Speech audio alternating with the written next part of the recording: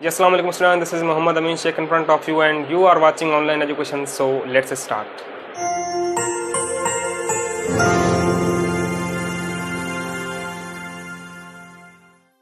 तो स्टूडेंट्स, आज हम बात करेंगे जो हमारा चैप्टर चल रहा है introduction to organic chemistry, lecture number 7, और टॉपिक जो हमारा आज है physical and chemical properties of homologous series.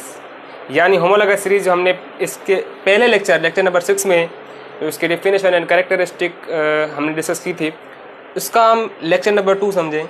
Lecture number 7 के जरिए फिजिकल एंड केमिकल प्रॉपर्टीज समझा रहे हैं। ठीक है, तो होमोलॉगस सीरीज की हम physical and chemical properties discuss करने जा रहे हैं। आप भी नोट्स निकाल लें और हेडिंग लगा लें, physical and chemical properties of homologous series. ठीक है, तो फिर आप समझते जाएं जिसको। तो अब पहले हम डिस्कस करेंगे फिजिकल प्रॉपर्टीज, फिर उसके बाद करेंगे डिस्कस केमिकल प्रॉपर्टीज के ऊपर, ताकि बात आसानी से समझ में आए।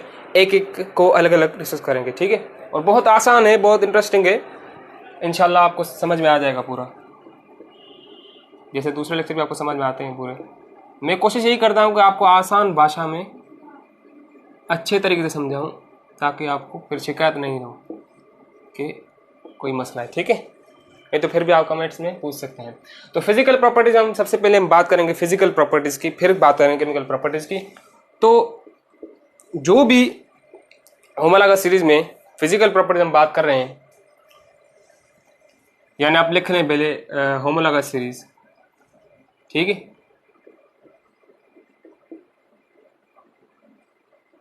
होमोलॉगस सीरीज यानी टॉपिक के ऊपर हम जो बात कर रहे हैं।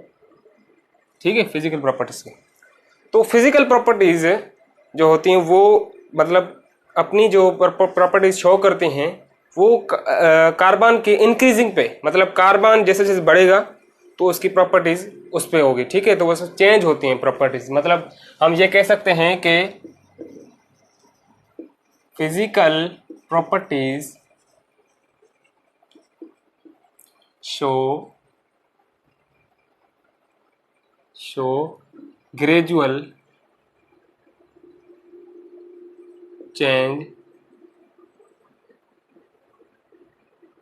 with the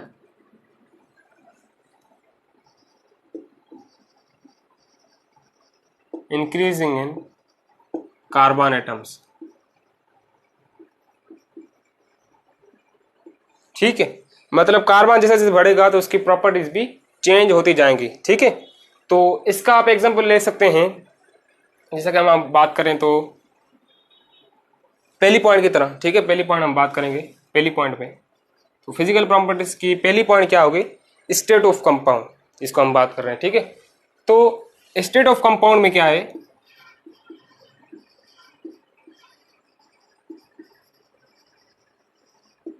state of compound यानी कि कंपाउंड की हालत क्या है, मतलब उसकी हैत क्या है। ठीक है, तो स्टेट ऑफ कंपाउंड में हम बात कर रहे हैं, तो हम जो अल्केन के ऊपर ही एग्जांपल दे रहे हैं। ठीक है, बहुत से एग्जांपल हम अल्केन के ऊपर ही दे रहे हैं ताकि आपको बात अच्छी तरह समझ में आए। ठीक है, फिर उसको अलग अलग हम टच करेंगे, अल्केन के ऊपर अलग लेक्चर बनाएंगे, अल्कीन के ऊपर अलग, अल्काइन के ऊपर अलग। लेकिन हम जनरली तौर पर होमोलॉगस सीरीज को पढ़ रहे हैं, तो उसको हम एग्जाम्पल के तौर पर अल्केन को इस्तेमाल कर रहे हैं। तो स्टेट ऑफ कंपाउंड में हम बात जब करेंगे तो उसमें पहली जो स्टेटमेंट आएगी स्टेट ऑफ कंपाउंड में कि अल्केन में जो फर्स्ट 4 हाइड्रोकार्बन है, फर्स्ट 4 हाइड्रोकार्बन,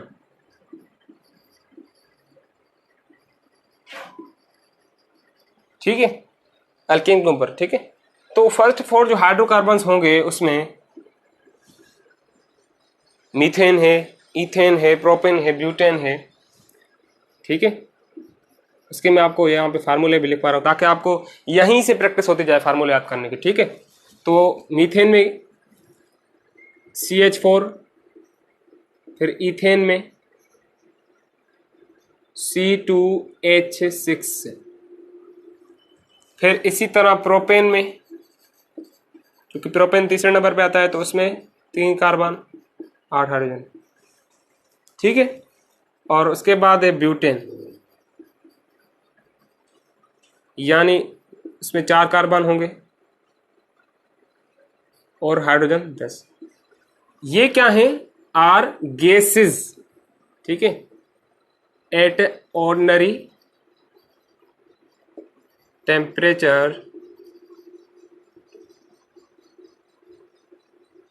एंड प्रेशर।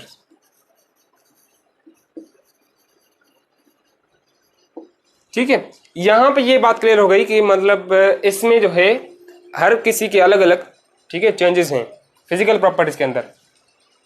लेकिन पहले जो हमने स्टेट ऑफ कंपाउंड को टच किया है, पहली पॉइंट को, तो उसमें क्या कह रहा है कि फर्स्ट फॉर हाइड्रोकार्बन्स, मीथेन है, इथेन है, प्रोपेन है, ब्यूटेन है, ये सारे गैसेज हैं at ordinary temperature and pressure. मतलब आम टेम्परेचर पे ये गैसेज हैं, ठीक है, जैसे रूम टेम्परेचर पे ये गैसेज हैं।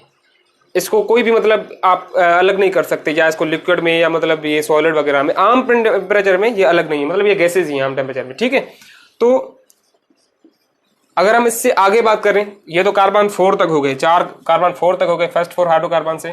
5 हाइड्रोकार्बन से मतलब कंपाउंड्स विथ कार्बन 5, यानी इससे आगे, ये कार्बन 4 तक था, इससे आगे यानी पेंटेन से लेकर कार्बन 5 से carbon 5 to carbon 17 are liquids. ठीक है, ये फिर लिक्विड्स हैं, compound with carbon 5 to carbon 17 are liquids. अब उसमें कार्बन 8, कार्बन 6, कार्बन 7, कार्बन 8, मतलब कार्बन 17 तक ये क्या है, लिक्विड्स हैं। कार्बन 8 में आपको पता है पेट्रोल, ऑक्टेन। कार्बन 8 में क्या आता है, ऑक्टेन। तो ऑक्टेन क्या है, पेट्रोल, जो पेट्रोल आप यूज करते हैं, ठीक है, बाइक वगैरह में डलवाते हैं या कैसे, तो इसको जनरल तौर पर ऑक्टेन भी कहा जाता है। तो देखें वो क्या है, लिक्विड है। तो आप इसी बात से अंदाजा लगा सकते हैं कि कार्बन 5 से कार्बन 17 तक लिक्विड्स होते हैं आम तरह पे। ठीक है, उसमें फिर आगे जाके ऑयल्स आते हैं, पेट्रोलियम गैस, गैसोलीन ऑयल्स और मतलब ये वगैरह। ठीक है, तो इसी तरह फिर आगे से कंपाउंड्स विथ, या आप कंपाउंड्स फ्रॉम कह लें, मतलब क्योंकि इसकी तादाद श्योर नहीं है। ठीक है, मतलब श्योरिटी नहीं बता जाती कि कहाँ तक, क्योंकि कार्बन की तादाद बहुत होती है, मतलब कंपाउंड्स के अंदर बड़े बड़े कंपाउंड बनाता है। तो कार्बन कंपाउंड्स फ्रॉम कार्बन 8, ठीक है, आर वेक्स लाइक सॉलिड्स, ये फिर सॉलिड्स होते हैं। ठीक है, मतलब कंपाउंड्स फ्रॉम कार्बन 8 या कार्बन 18, सॉरी मैंने 8 लिख लिया, कार्बन 18, तो कार्बन 17 लिक्विड्स हो गए। कार्बन 18 से क्या होंगे, वैक्स लाइक सॉलिड्स होंगे, यानी मोम जैसे वैक्स होंगे, मोम जैसे मतलब सॉलिड्स होंगे। जैसे कैंडल होती है, कैंडल आप ड्राइंग भी करते होंगे बचपन में कैंडल की, तो कैंडल देखें वो मोम होती है, मतलब मोमबत्ती आप उसको कहते हैं उर्दू में। तो ये मोम जैसे होती है, तो ये इस तरह ये कार्बन 18 से, ठीक है, या आप पेट्रोलियम जेल इस्तेमाल करते होंगे, वाजलिन वगैरह कंपाउंड्स जो होते हैं, जो आप घर में वगैरह घर में भी यूज़ करते होंगे, तो ये wax like solids, petroleum jelly जो है कार्बन 18 से, ये वैक्स लाइक सॉलिड आपने देखा होगा, ये वैक्स जैसे होती है, मोम जैसी होती है। तो ये कार्बन इसमें 18 डले होते हैं, कार्बन 18 तक, इसके 18 से ज़्यादा भी होते हैं, मतलब 18 से शुरुआत होती है, कार्बन 18 तक। तो ये कंपाउंड इस तरह, मतलब ये पॉइंट हमने डिस्कस कर ली, स्टेट ऑफ कंपाउंड। अब इससे और मजीद हम बढ़ेंगे इसी फिजिकल प्रॉपर्टीज के अंदर। दूसरी पॉइंट क्या होगी, ठीक है, इसको पढ़ेंगे। तब तक आप जब तक नोट कर लें, ठीक है, मैं मिटा देता हूं। नोट कर लिया, चलिए मैं मिटा देता हूं।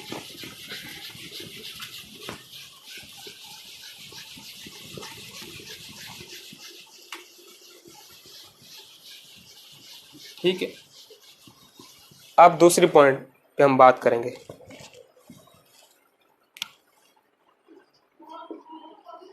मेल्टिंग एंड मेल्टिंग पॉइंट्स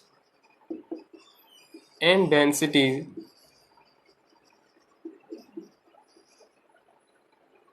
ठीक है are so increase with the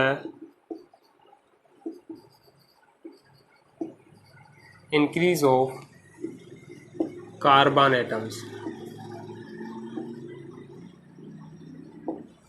मतलब के मेल्टिंग पॉइंट डेंसिटीज के इंक्रीज होंगे कार्बन एटम के बढ़ने से। ठीक है, मतलब इसका अगर एक एग्जांपल लें तो जैसे आप देखें मीथेन जो है यानी CH4, ये इंक्रीज मतलब ये कम है। ठीक है, with the increase of carbon atoms. मतलब ये क्या होंगे, इंक्रीज होंगे with the increase of carbon atoms. ठीक है, तो इसी तरह ये कार्बन एटम की तरह बढ़ेंगे। मतलब आप ये समझ लें यहां से कि अगर हम मीथेन की बात करें, CH4 मीथेन जो है, तो ईथेन में ज़्यादा मेल्टिंग पॉइंट, ईथेन की ज़्यादा मेल्टिंग पॉइंट होगी और ज़्यादा डेंसिटी होगी, क्योंकि उसके कार्बन एटम बढ़ रहे हैं। इसमें कार्बन कितने हैं, 1, इसमें कितने, 2, तो इसके कार्बन बढ़े तो मेल्टिंग पॉइंट भी बढ़ी, डेंसिटी भी बढ़ी। तो इसी तरह ये जब तक जहाँ पे कार्बन ये बढ़ते जाएंगे तो यहाँ पे इसकी मेल्टिंग पॉइंट भी बढ़ेगी और डेंसिटी भी बढ़ेगी। इसी तरह फिर प्रोपेन की और बढ़ेगी। ठीक है, तो इसी तरह और भी मतलब एटसेट्रा। तो मेल्टिंग पॉइंट और डेंसिटी बढ़ेगी जैसे जैसे कार्बन एटम बढ़ेंगे। इसी तरीके से ये दूसरी पॉइंट हो गई। फिर तीसरी पॉइंट की हम बात कर रहे हैं, तो तीसरी पॉइंट है सोल्युबिलिटी। ठीक है, ये हो गई पहली पॉइंट। दूसरी पॉइंट पहली बार हमने डिस्कस कर ली। फिर ये तीसरी पॉइंट है। अब तीसरी पॉइंट की हम बात कर रहे हैं, तो तीसरी पॉइंट में क्या है, with the increase of carbon atoms the solubility in water decreases along the series।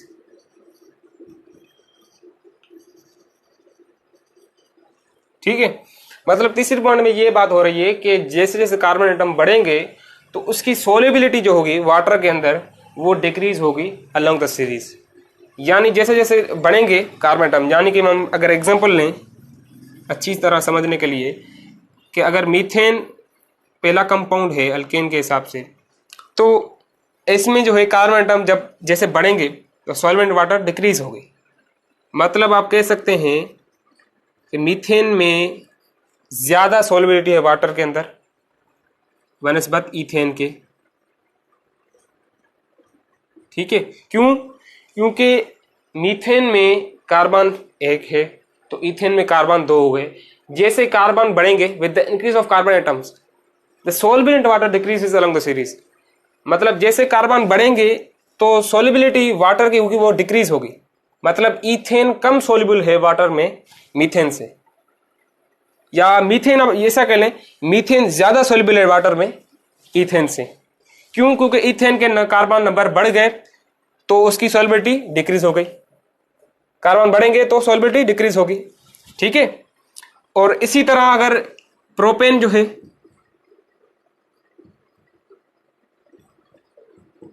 Propane, फिर ईथेन जो है प्रोपेन से ज्यादा सॉल्युबल है, मतलब प्रोपेन की सॉल्युबिलिटी वाटर में डिक्रीज होगी with the increase of carbon atom solubility in water decrease along the series. जैसे कार्बन बढ़ेंगे तो सॉल्युबिलिटी डिक्रीज होगी, जैसे कार्बन बढ़ेंगे सॉल्युबिलिटी इन वाटर डिक्रीज होगी अलोंग द सीरीज।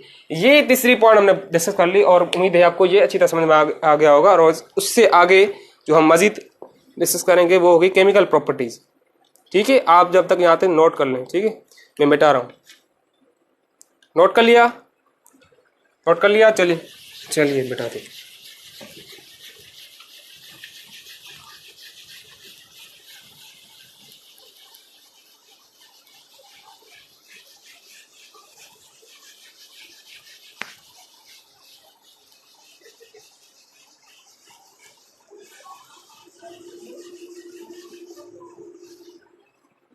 अब यहाँ पे हमने बात करनी है केमिकल प्रॉपर्टीज के ऊपर। ठीक है, केमिकल प्रॉपर्टीज।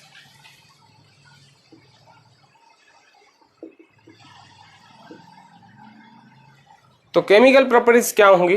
केमिकल प्रॉपर्टीज फिर इसके अलग हैं अब होमोलॉगस सीरीज के अंदर। तो पहली पॉइंट हम जब बात करेंगे केमिकल प्रॉपर्टीज के अंदर तो वो ये होगी कि मतलब वो सारे के सारे कंपाउंड्स जो सीरीज के अंदर होंगे वो सिमिलर केमिकल प्रॉपर्टीज दिखाएंगे। यानी कि they all members show similar chemical properties. ठीक है, फॉर एग्जाम्पल अगर हम एग्जाम्पल की बात करें तो अल्केन्स जो है, अल्केन्स मतलब अल्केन फैमिली जो है उसमें मीथेन, इथेन, प्रोपेन, ब्यूटेन जो भी मतलब आगे तक, वो मतलब नॉन रिएक्टिव है अंडर ऑर्डिनरी कंडीशन के अंदर। तो ये उसकी केमिकल प्रॉपर्टीज सिमिलर है, मतलब वो सारे के सारे नॉन रिएक्टिव है। ठीक है, मतलब all alkane members, all alkanes members, ठीक है, आर नॉन रिएक्टिव।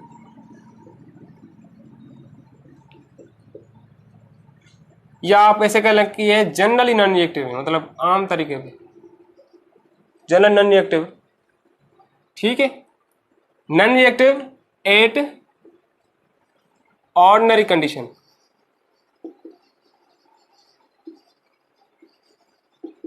मतलब ये रिएक्शन नहीं करते ऑर्डिनरी कंडीशन पे। यानी कि इसको अगर कोई भी आप मतलब एग्जाम्पल की तरह हम अगर समझें कि आप मतलब इसको इसको हीट ज्यादा देनी होगी या इसको मतलब अलग से कुछ और, ये आम तरीके पे नॉन रिएक्टिव है ऑर्डिनरी कंडीशन पे। मतलब आम तरीके से अगर आप अल्केन में मतलब अल्केन को किसी चीज में मिला दें या किसी चीज को इसमें मिला दें तो ये रिएक्शन हो जाए, नहीं ऐसा रिएक्शन नहीं होगा। इसमें ऑर्डिनरी कंडीशन पे कोई रिएक्शन नहीं है। हाँ, आप इसके खास रिएक्शन हो सकते हैं कुछ और। ठीक है, तो ये हो गई इसकी पहली पॉइंट। अब दूसरी पॉइंट हम बात करें, दूसरी पॉइंट ये होगी कि दे बर्न इन एयर,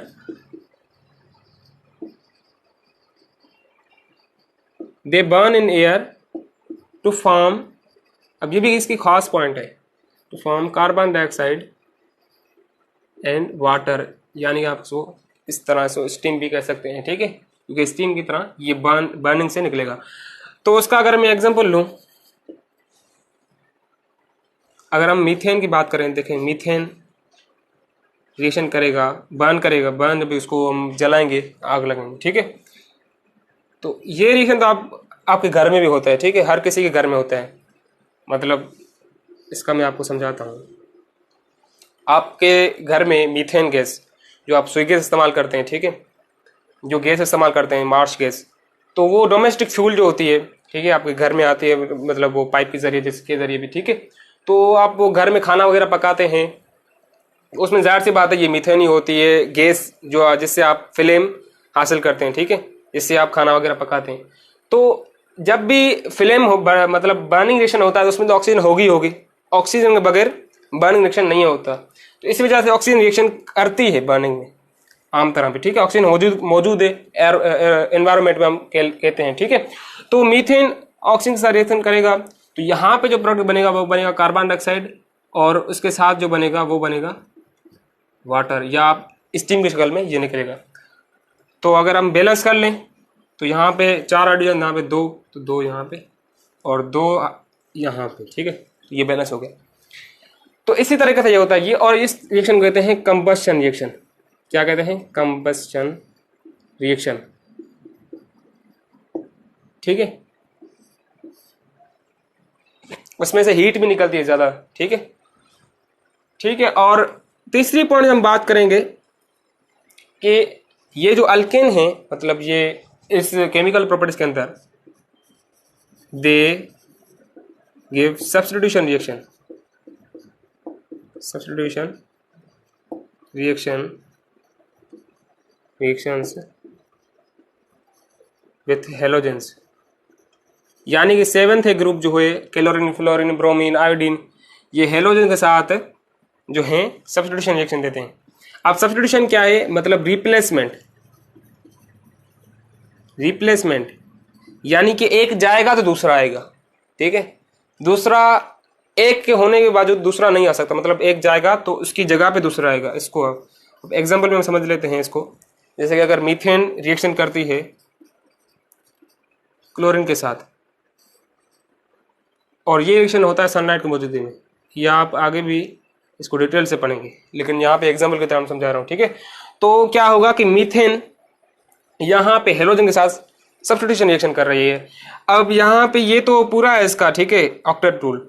तो ये क्या करेगी कि एक हाइड्रोजन को रिप्लेस करेगी और उस जगह पे क्लोरीन लेकर आएगी, ठीक है। मतलब यहाँ पे क्या होगा, कार्बन के साथ जो 4 हाइड्रोजन थे यहाँ पे 3 हाइड्रोजन हो जाएंगे, एक हाइड्रोजन ये मतलब अपना निकाल देगी, ठीक है, सब्स्टिट्यूशन रिप्लेस करेगी और उसकी जगह पे एक क्लोरीन लेके आएगी, ठीक है। और फिर ये तो 2 क्लोरीन ना, क्लोरीन का मॉलिक्यूल है, तो इसमें एटम कितने हैं, 2 क्लोरीन के। तो यहाँ पे यहाँ से जो एक हाइड्रोजन निकला और यहाँ से जो एक क्लोरीन बची, तो वो हाइड्रोक्लोरिक एसिड बन जाता है। लेकिन बताने का मकसद ये है, ये देखें मिथाइल क्लोराइड, ये सब्स्टिट्यूट प्रोडक्ट है, ठीक है। मतलब ये हुआ कि जो भी अल्केन्स मेंबर्स हैं, ठीक है, या होमोलॉगस सीरीज के अंदर की हम बात कर रहे हैं, तो ये they give substitution reaction with halogens, मतलब ये रिप्लेसमेंट वाला रिएक्शन देते हैं जब हैलोजन के साथ रिएक्शन करते हैं, ठीक है। तो ये क्लियर हो गया होगा, मुझे उम्मीद है आपको ये लेक्चर जो है अच्छी तरह समझ में आ गया होगा। तो अगर वीडियो अच्छी लगी है तो लाइक कीजिए और कमेंट से अपनी राय का इज़हार ज़रूर कीजिए, और अगर चैनल में नए हैं तो चैनल को सब्सक्राइब कीजिए और बेल आइकन को प्रेस कीजिए, इससे आपको हमारी लेटेस्ट अपडेट्स मिलती रहेंगी।